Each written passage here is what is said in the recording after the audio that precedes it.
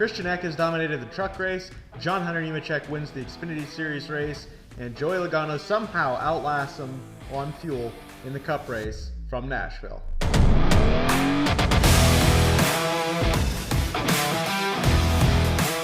The Cup race recap. Denny Hamlin started on the pole and Josh Berry started to his outside in second position. That, however, did end up being the highlight of his day. Justin Haley was penalized at the very beginning for unapproved adjustments and he had to start in the back. He ended up getting 2 laps down and raced hard with the leaders in order to gain one of those laps back at the end of stage 1. Makes it up and he actually ends up running in the top 10 before he gets wrecked. We had a caution-free first stage, but there was still quite a bit of action. A lot of green flag pit stops, and that kind of mixed up a lot of different strategies. Some cars taking 2 tires, some electing to stay out longer, some pitting a little bit shorter. Denny Hamlin and Christopher Bell battle hard for the stage 1 win amongst Justin Haley and Ryan Preece as they're battling for lead lap positions as well. John Hunter Nemechek brings out the first caution by spinning off turn 4 and going through the infield.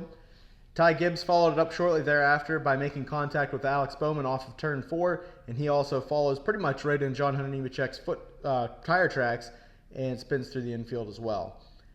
We did have a long delay in the middle of the race for rain, and I'm not sure how many weeks in a row that means that the race has been affected by rain, but we've certainly had weather play a factor here lately. Race stopped at lap 140 just before the end of stage 2. There were 46 laps left when we went back to green at the end of the stage. Christopher Bell gets the win, and Denny Hamlin showed his displeasure with Kyle Larson after the end of that stage. At lap 203, we saw Corey LaJoie end up spinning out Riley Herbst to bring out a yellow.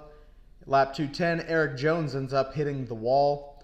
Lap 220, Chase Elliott spins, and the pit strategy gets all mixed up again. Many of those that ran out of fuel at the end of the race made their final stop here, including race winner Joey Logano. Lap 229, Christopher Bell spins and breaks a toe link. He had a pretty dominant car throughout the day, winning the first 2 stages. Lap 244, the 3 of Austin Dillon ends up spinning out Brad Keselowski. He ends up backing into the wall. And under caution, Carson Hocevar turns Harrison Burton, and oddly enough, there was no penalty with that incident. Ross Chastain ends up in the lead when things kind of shake out, but Denny Hamlin ends up running him down. They have a very good battle going. Ross Chastain eventually ends up getting loose. Denny Hamlin passes him, and Hamlin, who is about to cruise to the win, really starts the drama of how this race would unfold by Austin Cindric spinning out with 2 laps to go. Fuel's getting low for everyone, but Hamlin is still in control. And on the restart, Kyle Larson drives right in behind Denny Hamlin, super deep, clips the apron, ends up sliding up the racetrack and turning Ross Chastain, effectively ending his day. Great run and opportunity to go back-to-back at Nashville. Denny Hamlin gets another great restart, but they wreck on the backstretch before he can take the white flag, and they end up having to restart again in overtime. On the next restart, Kyle Larson runs out of fuel as soon as they drop the green flag. Cars go ping-ponging behind him, and Kyle Busch ends up getting wrecked. He was having a pretty good day running in the top 5. Many cars have to pit for fuel on this particular yellow flag, including race leader Denny Hamlin. He has to give up the lead to come down pit road. Joey Logano ends up staying out, seemingly with no chance to win the race. He and Chase Briscoe battle hard for the lead on the ensuing restart, and just before the 22 takes the white, Josh Berry ends up spinning out, wrecked in the infield, and we're talking a few hundred feet before they cross the start-finish line for the white flag. Caution comes back out.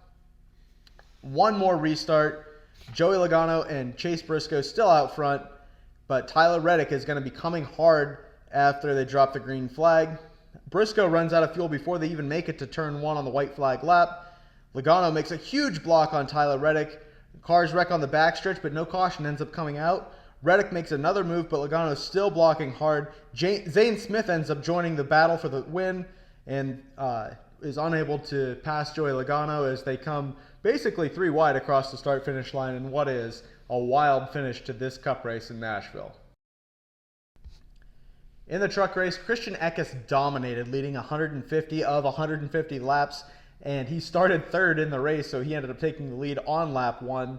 Clint Bowyer was in this race and was fairly competitive until he ended up having an issue on pit road, and then he got caught up in a restart incident where he got hit from behind and got the nose pushed in on that truck. Ended up getting a fair amount of damage and was no longer a real factor in this one. Lane Riggs and Stephen Parsons, they went at it pretty hard and ultimately ended up in Stephen Parsons getting wrecked, and they had some words about it after the race. Lane not really impressed, or neither one of them really impressed, but certainly Stephen not impressed with the way that Lane Riggs raced him. Daniel Dye finished second, followed by Corey Heim, Rajah Caruth, and Tyler Ankrum rounding out the top 5. As I said, nobody other than Christian Eckes led a lap in this thing. Stuart Friesen did end up starting on the pole. The points after this one look like this. Christian Eckes leading by 40 over Corey Heim, followed by Nick Sanchez, Ty Majeski, and then Rajah Caruth rounding out the top 5. The trucks aren't back in action until July 12th at Pocono. All right, in the Xfinity Series race, John Hunter Nemechek gets the win. He led the most laps with 76. Ty Gibbs won stage 1. John Hunter Nemechek won stage 2. Cole Custer led the second most with 64. In stage 3, Ty Gibbs got spun out by Justin Allgaier when they were racing hard for position. It looked like Custer had the car to win. He just got caught up or didn't get a good late restart, and John Hunter Nemechek took over from there and won the race. The point standings after this are Cole Custer, Chandler Smith, Justin Allgaier, Austin Hill, and Riley Herbst to the top 5. And yeah. And that'll do it. That'll recap the weekend at Nashville. All right, that was a pretty wild weekend that we saw in Nashville, especially on the Cup Series side of things. Let's talk about that race a little bit. Joey Logano ends up getting the win. How many miles of fuel line do you think are strung through that race car? Yeah. Because there's no way that he should have been able to go 110 laps on that tank of fuel. He last pitted at lap 220. The race only scheduled to go to lap 300. And with all the overtime restarts and everything, it ends up going to lap 330. Wild that he was able to hang on for that amount of time, in my opinion. I am obviously thrilled about it. I lost my pick with Denny Hamlin this week, even though he was scheduled to win that race, but definitely much happier that Joey Logano ends up getting the win. Glad to see him in the playoffs. All 3 Penske cars have now won races, which is wild to me. I did not think I would be seeing that, especially at this point in the season. But I really thought that Austin Cindric would be the one that would be struggling to get the win, not Joey Logano. Zane Smith, a great run in second position. A lot of this was through the attrition of the race and cars running out of fuel, but he did end up finishing second. That's a huge success for that team. Big disappointment for Tyler Reddick in third place. Felt like he should have won that thing at the end with the fresher tires, all the fuel that he had, and wasn't able to get it done. Ryan Preece, as we talked about, he was battling real hard just to stay on the lead lap at one point at the end of stage 1 and ends up finishing 4th, again, through some attrition. Chris Buescher up there. Ryan Blaney, who was on an alternative strategy, ends up having to pit from the lead, I believe, at least in the top few of the race. And they were, I think, 12 laps short, couldn't make it. And he stayed out at that Chase Elliott caution that we talked about, and hoping to catch another caution. Yeah. And it just never materialized. And he ended up having to pit under green. Lost at least 1 lap, maybe 2. But through all of this, he ends up getting all the way back up to 6th position. Bubba Wallace, another guy that was really running low on fuel. They were concerned about the points battle between he and Joey Logano, and they elected to pit and get fuel. And it obviously worked out well for him in 7th, but with Joey winning the race, that actually loses them quite a bit of ground, and we'll talk about that a little bit later. Kyle Larson, even after running out of fuel on that third to last restart. Yeah. He ends up all the way back up in 8th position, and it gets you the win in the picks this week. Daniel Hemrick, another guy that you weren't expecting to be up there, finishes 9th. Noah Gragson in 10th. AJ Allmendinger 11th. Denny Hamlin, my pick, ends up 12th. Justin Haley, even after being crashed on the backstretch, finishes 13th, which was a big recovery for him. Alex Bowman seems like he should have had a better day, but he ends up being in 14th because Zach. And Austin Cindric ends up rounding out the top 15. Quite a few names up there. Quite a few names ended up in the back due to the attrition of fuel and guys wrecking so much. one of which was Kyle Busch. He ended up having a really good day for the most part due to some strategy to get him up toward the front. But once he was up there, he seemed like he was able to stay up there and just ended up getting wrecked when Kyle Larson was unable to go on the restart. Well, he probably shouldn't have even been up there on that restart. That's a good point. So Let's talk about that. So when Kyle Larson decided to drive it 6 car lengths deep into turn 1 and basically try to shove Hamlin up the racetrack to make a hole underneath of him, he ends up clipping the apron, almost spins Hamlin out, loses his grip on the bottom of the racetrack, slides up into the one of Ross Chastain, and completely turns him, ending his day. And Kyle Busch got into the wall, but I don't know if he ever got into the one car itself. I don't think so. The one really had him pinned up against the high side of the racetrack. The entire field goes by on the bottom, and Kyle Busch is allowed to maintain his position in 4th place. And I really don't understand why that was a thing, because if you're involved in the accident, which Kyle was, and you have to slow down to the point where you stop, you should lose your running position. At least that's the way it's normally officiated. The way that the rule is written makes it left up to NASCAR's discretion, which we absolutely hate in any rule. But they restarted him 4th for what really seemed to be an unjustifiable reason. And I hate that because I'm on Kyle Busch's side here for once in my life. I actually feel like I want him to run well and have an opportunity to finish well in these races. And I feel like that one was taken from him by Kyle Larson. But NASCAR seemed like they tried to give him back the opportunity, and I just don't necessarily think that that was the right call there. What did you think? Yeah, that had he not hit anything and slowed down and moved around, I could see giving him a spot. But he made some, I'd say, pretty decent contact with the wall. It's not like he just streaked it a little bit. I mean, I thought for sure he had more damage on his car than what he did. So I thought he did too.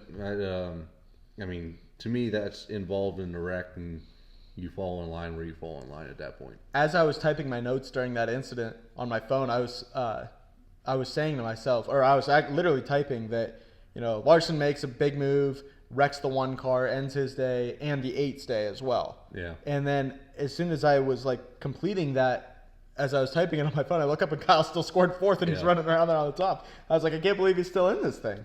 But I think we're both on the same page that he probably shouldn't have been in a position to do that, to run up there where he did. Denny Hamlin was the fastest car of the day. Yeah. And between him and Bell, for sure. Yeah, but I still feel like Hamlin had the faster car of the two. I know that Bell won the stages, but I feel like ultimately the first stage, lap traffic came into play, and that's why Hamlin wasn't able to win that stage. I think ultimately Denny had the fastest car. I really thought that this was going to be one of those races that played out in a boring way, yes, but I thought that we were going to get the tangible reward of the fastest car winning the race. Yeah. And really should have up until the point that Austin Cindric wrecked. And I'm sure there's some sort of conspiracy there that's what set off the chain reaction to let Logano win this race and get all 3 Penske cars in victory lane. But Denny, this would have been, had he won the race, his 4th consecutive win on concrete. What makes him so good? He won at Bristol. He won at Dover. Nashville's concrete. Yeah. What makes him so good on concrete? You remember back in the day that Carl Edwards' nickname was Concrete Carl because he always performed on the concrete racetracks. I don't know what we're going to call Denny in order to make that the case, but there just seems to be something about that concrete surface that serves him well. So we'll have to keep that in mind when we're making picks. Again for Dover, and again for Bristol. He's just good at Bristol in general. I think you could put a layer of Velveeta cheese on that thing, and I think he'd be in good shape to win that race. One thing that I did want to mention about Zane Smith, I saw on Twitter with his 2nd place finish, a fan bet him to finish in the top 5 and bet him to be the best Chevy of the day. Each was a $5 bet. So he's bet $10 total dollars. The payout for both of those was $3,100. Wow. He won $3,100 on betting $10 on Zane Smith to finish in the top 5 and to be the best Chevy. And he ends up in a position where he won a ton of money due to that issue. Very impressive. Anything else that stuck out to you in this race? Any other storylines that we wanted to talk about? Yeah, I don't know. Just overall, the race itself wasn't that exciting to me until the chaos at the end was about the only part of it that made it interesting. Did you vote in Jeff Gluck's poll? Yeah. What'd you vote? I voted no. I did too. And that's with my driver winning the race. Yeah. There was a lot of manufactured drama in that I don't necessarily think is anything wrong with. Yeah. I shouldn't even say it was manufactured, but just the way that everything kept playing out, it wasn't racing at that point. It was entertaining, and I don't disagree with that, but the race as a whole, you still had a very high difficulty of passing due to aerodynamic issues, and you didn't have any tire wear. Yeah, I saw a post on Twitter it was a racing analytics page, and they have a stat now who's the best at air blocking. And that's becoming a stat now at racetracks each week. It's just kind of a hard thing to look at. Yeah, that's disappointing. That shouldn't be something we're even talking about. Who can make the most blocks and keep their car the widest? I can see that. Dale Earnhardt Jr. at Talladega, like that kind of thing. But trying to take away the air. And Ross Chastain was very good at that when he was trying to battle Denny. And if he hadn't got loose, I don't know if Denny would have ever got by him. Yeah. In that particular situation. Well, until Kyle Larson wrecked him, I guess. But that's the gripe that I have with this race. Is I don't have a problem with fast cars running up front. I think that was great, but just the difficulty it was to pass and how much aerodynamics played a factor, always going to be a problem for me. I know it's always going to be a problem for you. Want to see more tire wear as well, as always. There's nothing more to say about that. We could go on and on about that particular topic, and we do, usually. Yeah. Do you think that this finish of this race with all of the fuel issues that people were having, I got two different questions in this situation. One, do you think that more drivers should have come down pit road and taken fuel? Do you think that it is a negative thing on NASCAR to have that many drivers running out of fuel on restarts? Do you think it makes I feel like it looks like there's irresponsibility. Okay. But I hate to force a team to pit when they don't have to. Like Joey Logano, I mean, you can't. I just winning that race, he had enough fuel, but I don't think you can be NASCAR and say you got to come down and put some fuel in it so you don't run out. That's where I'm struggling with this too. Is if you're NASCAR, you can't tell them to pit. Yeah. But when all those cars run out of fuel on those restarts, it looks bad. Yeah. And I don't know. Maybe there should be some sort of monetary penalty or something like that if you run out of fuel, and that's indicative of a yellow. But I guess NASCAR could still manipulate that. I don't know. I don't know what the right answer is there. I think there should be some sort of penalty for similar to like a tire falling off a safety, something like that. Maybe not as extreme, I would say, because that's not as big of a safety issue. Yeah, I guess. Well, it's still a pretty significant safety issue. But I would say that, like for example, Kyle Larson, you're parked for a lap on pit road. Maybe something along that line to where you can't come back and finish 8th in that scenario. And that's not just because that was your pick. But a situation like that, I could see that being something that they address. I don't think they will, but I could see that being beneficial to where there's some sort of penalty that's not points or anything like that. It's directly related to that race. If you stay out there, you gamble, and you lose. There's got to be some sort of negative impact on the team for that. Because like we just said, Kyle Larson came back and finished 8th. Other drivers came back and finished well because of the fact that they ran out of fuel. And that's a problem in my opinion. Denny Hamlin came down pit road, finished 12th. I get that. Like you had to come down pit road and take fuel there. Ryan Blaney, he had a big reward for his pit. Same thing with Bubba Wallace as well. I think that those were good, positive moves for those teams to make. That's the responsible move. But then again, I don't want to take away the opportunity for people like Joey Logano to stay out and make it. Yeah. And I don't know if you remember too, Carl Edwards. I can remember back in 2008, somewhere in that range. It seemed like every race that came down to a fuel mileage race, he was the guy stretching it.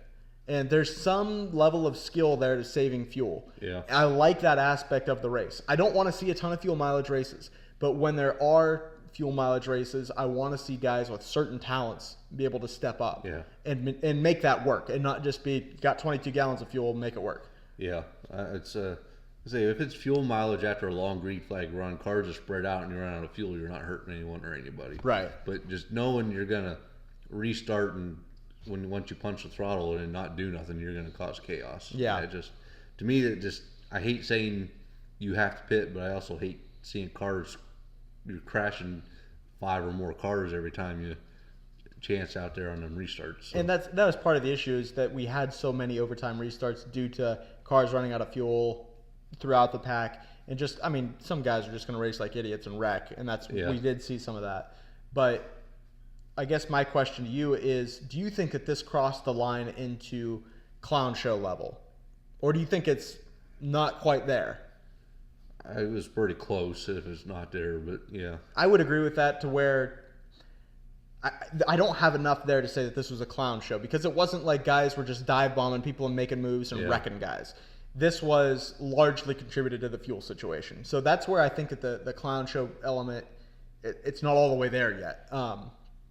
If it was just, guys wrecking each other for no reason, certainly got a problem with that. But just cars running out of fuel and getting run over, there's nothing you can do about that if you're not in control of making sure that car comes down pit road. So, yeah, that's kind of my thought on that one. Wasn't a great race. Was an okay race, especially for the next-gen era. Things I want to see fixed are the same things I always want to see fixed.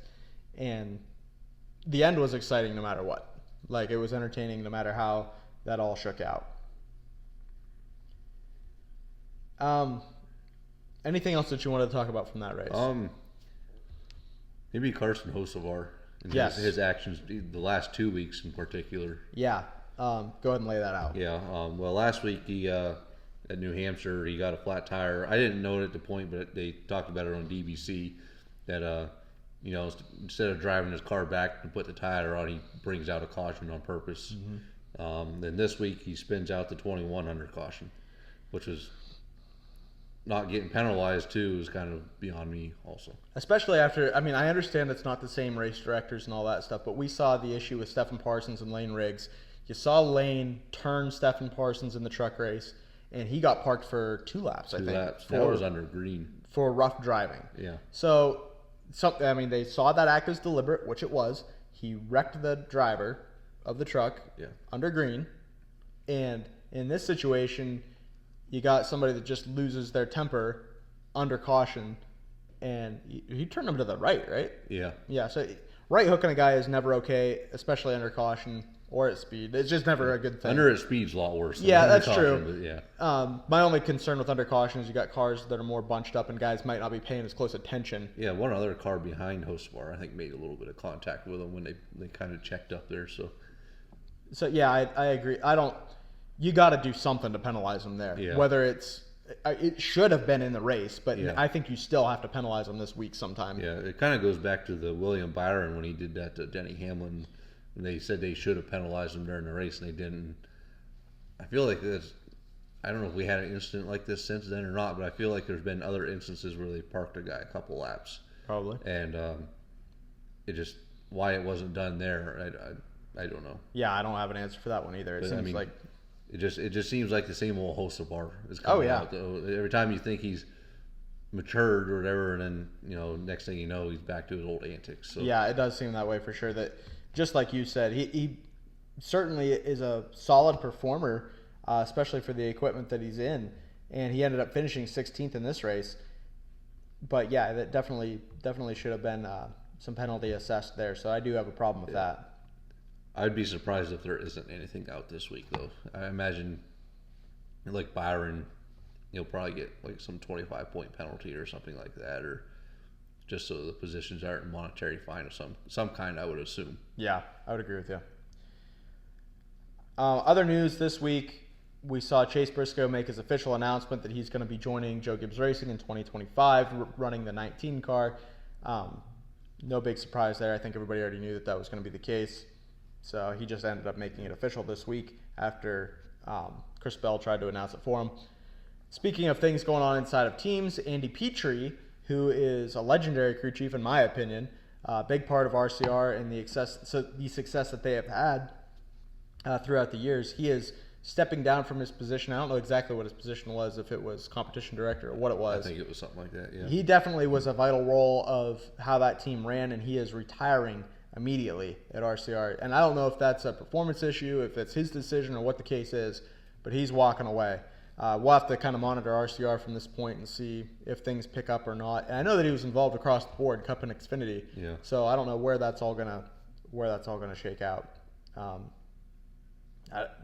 gonna be curious to see how that works. I'm curious. I don't particularly have Kyle Busch's comments offhand, but I feel like here and there he's made certain comments about how they're going and stuff. It felt like it's like backhanding RCR, the team he drives for, and openly talking about, like, when people are asking him, would you go back to JGR or would you go back to Hendrick? He said, yeah, they'll have me. Yeah. And, I mean, doing that when you have another year under your contract is almost like you're fishing for something or doing this and that. And I think Kyle's really frustrated with the situation that's going on. Which I mean, obviously, if you're running top equipment to running RCR equipment, I mean, it would be frustrating. But it just seems like, I think there's the way the operation is ran that maybe Kyle is not happy with. So I don't know if that's something to do with Petrie or what. I don't know. Yeah, I'm not sure what it's connected to, but Kyle is definitely frustrated.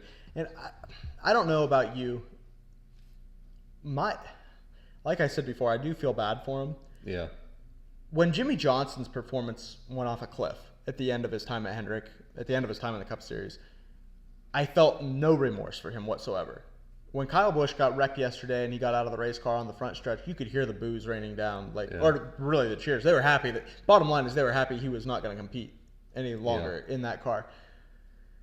I think the difference for me between my hate for Jimmy Johnson and my compassion for Kyle Busch is Jimmy still had it all. He still had his crew chief. He still had the sponsorship. He still had the team. He should have been able to continue doing what he was doing, and he couldn't. He couldn't get a win in his final year. Kyle, it just seems like it's like the reins have been put on him just because of the equipment that he's in. I don't really want Kyle Busch to win races. Yeah. But I kind of do also. Like, I want him to be Kyle Busch. I want him to be a threat every week. Yeah. And I don't know why that feeling exists, but it just, I know it was his choice to leave Joe Gibbs Racing. I know that he was a problem there for many years and won 2 championships. I mean, that's still a factor. I know his sponsorship was going away, but I don't know. I feel some sense of compassion for him in that situation. Speaking of people that don't feel any compassion, Eric Almirola and Bubba Wallace. We got an answer to the fact of why Eric Almirola has not been running the Xfinity car for JGR after he won at Martinsville, and sounds like was an incident with Bubba Wallace. You have a little more information on that, so I'm just going to let you handle this one. Yeah, supposedly there was a physical altercation. They were at some competition meeting or some kind, or a Toyota meeting, and evidently Almirola was the instigator. So they, at the time, was considered suspended indefinitely. Supposedly he's coming back for the Indianapolis race, just before I think that's the Olympic break. So yes. What all was said in there hasn't been fully told. I know they asked Bubba about it, and he kind of, how he makes his offhand remarks. Yeah. He says, I'm just protecting people. I won't say nothing like this. So whether Almirola said something derogatory or Bubba's protecting himself by saying that, I don't know, because I feel like it could go both ways. I just have a hard time feeling like we've seen, and look, I'm not hating on Bubba Wallace, but we've seen him start more issues than I've seen Almirola be involved in issues. So that really surprises me that Almirola was the instigator. I'm not saying it's not possible. Yeah. It just seems like that's odd that this isn't. I feel like my first thing would be, well, Bubba got wound up about something. Yeah. Like, that would be my first reaction to this. And that I'm not trying to not give Bubba the benefit of the doubt, and that very well could be Almirola's fault. It just seems weird to me that that's how this is working out. Yeah. I guess the last thing that I wanted to talk about as far as news goes, speaking of driver performance, Hailie Deegan is not going to be in that 15, I think it's AMR Racing. AM Racing team car this weekend at the Chicago Street Course in the Xfinity Series. Joey Logano is actually going to drive that car, kind of as a performance check to see what's the issue. Is the issue the car, or is it Hailie? I still firmly believe that Hailie's a talented race car driver, one of the more talented female race car drivers that I've seen, and I don't know what the problem is, but if Joey Logano runs well with his car, it's got to be close to her end of an opportunity in the Xfinity Series, I would think. Yeah. She hasn't won anything in trucks and hasn't even come close to anything in Xfinity. I don't know what that would end up doing to her career, if it would totally derail it or what, but that would be disappointing for sure. Yeah, I thought she showed promise in her first year of trucks. And it was almost like her performance just fell off a cliff since. Yeah. Then she had that one Xfinity Series start in, was it last year or whatever? And she got a top 15. I think it was at Vegas. I think so. That sounds right. And I think, again, this year at Vegas, she got a top 15. But other than that, that's about all she has to show for. Yeah. Yeah, I would say that's a little bit of a disappointing performance.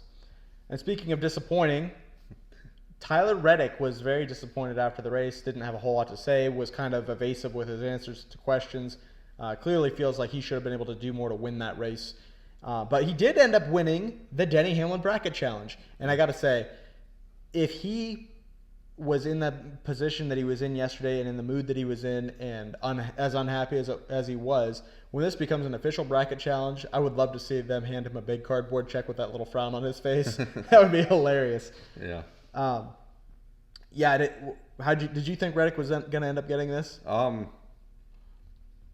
Like watching throughout the race, seeing the race, he ran ahead of Elliott there at the beginning, but coming up through I don't remember all the picks and stuff now because I quit watching 2 weeks ago when I had nobody left. But I didn't have him up there.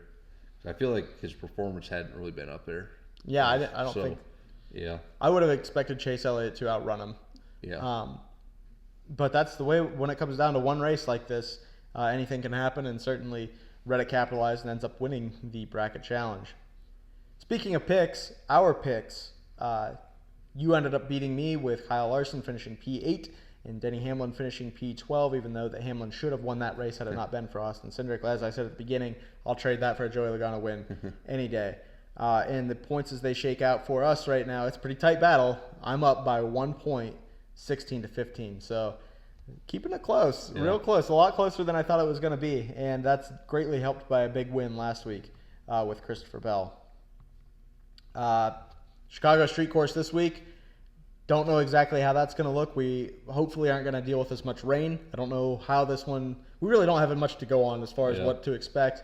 Shane Van Gisbergen won this race last year. He is starting again this year for Trackhouse. Is it for Trackhouse or Colleague?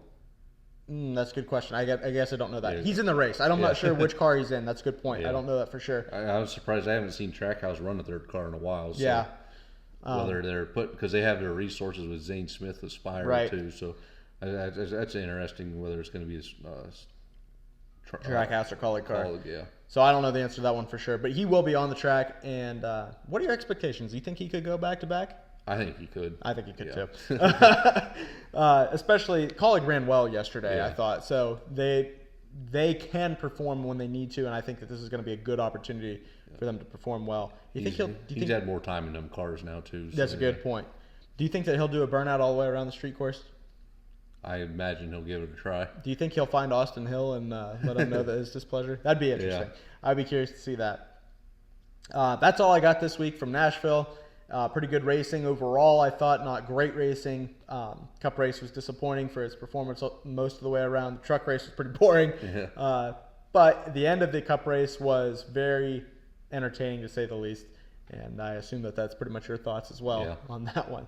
So we're going to be back after the Chicago Street Course, and we'll see where things are at then.